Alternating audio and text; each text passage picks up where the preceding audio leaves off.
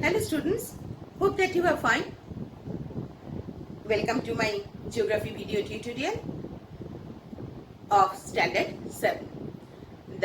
Today's chapter is energy and power resources. Energy and power resources play an important, significant role in our lives. You know that. Just beside your school, from the window, every day you are watching that DVC thermal power plant. And from there, that you have seen that black color gases are emitting.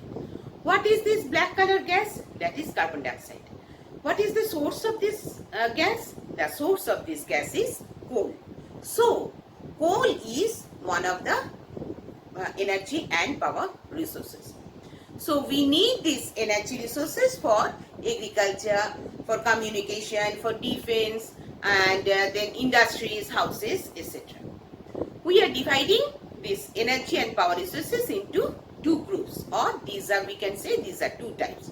What are those two types? One is non-renewable resources, another one is renewable resources. So now let's see what is non-renewable resources. The characteristics of non-renewable resources are, number one, we can say these are also called conventional resources. Conventional resources cannot be renewed. Means they are used in the ancient times, and after using that we are not getting back again, and they are going to be finished. So, and another characteristics, they causes pollution. So examples, already you have understood pollution whenever I told. That means that is coal, petroleum, etc. Next is renewable resources.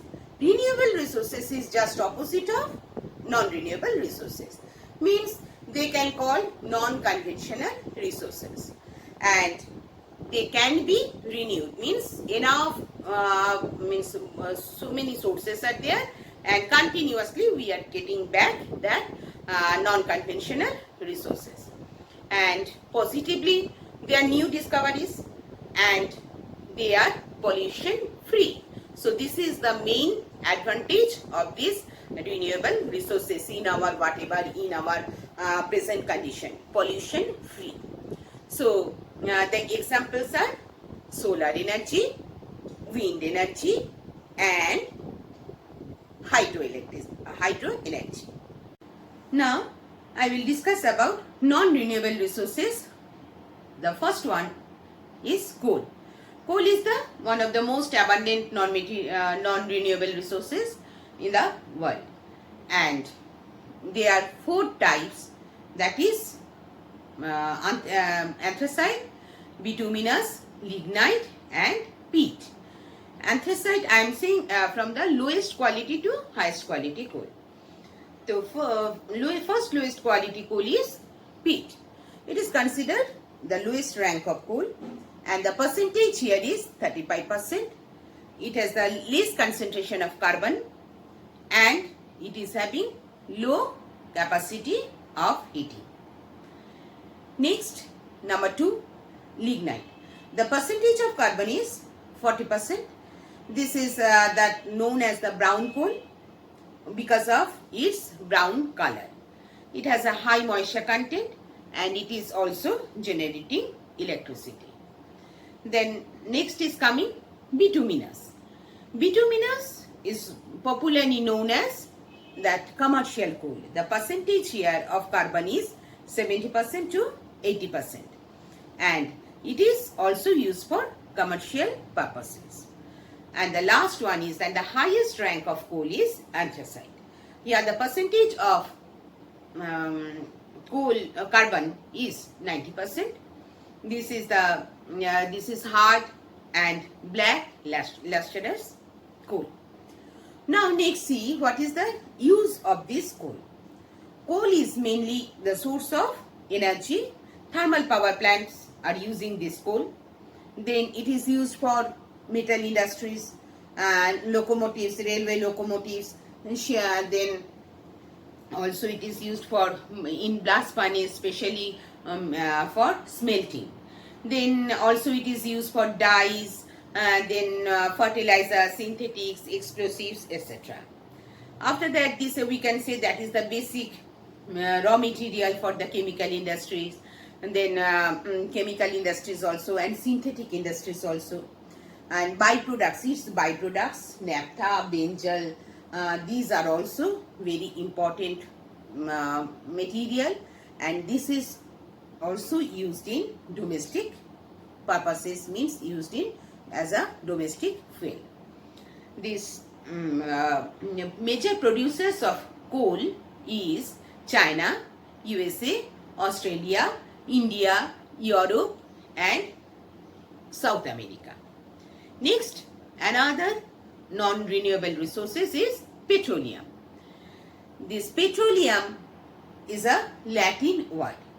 Petro means rock, oleum means oil.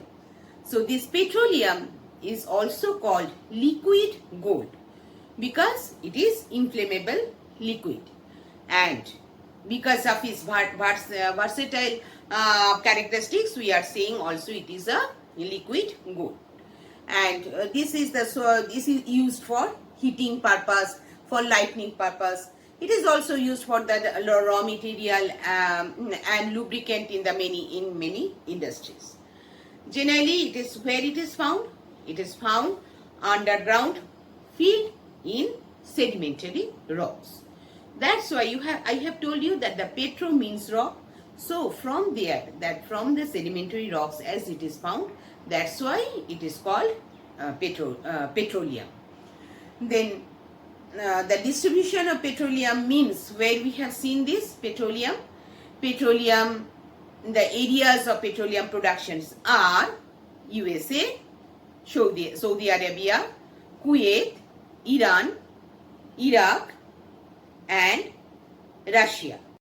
Now I will say about renewable sources of energy. In between that, the first is solar energy. Solar energy is generated by tapping solar radiations by using solar cells to produce electricity. It is mainly practiced in the tropical countries. Tropical countries, direct sun rays are there, and direct sun rays means too much heat, and that's why that sunshine is also maximum, and for that reason abundant sunshine, that's why here only that solar energy is mainly produced. That most solar energy is produced areas or in the countries are China, Japan, Germany, USA, Italy and India and France. Now see the picture of solar energy. Now next I will describe about windmills. See the picture of windmills. So the wind energy is generated by using windmills in dry or coastal areas.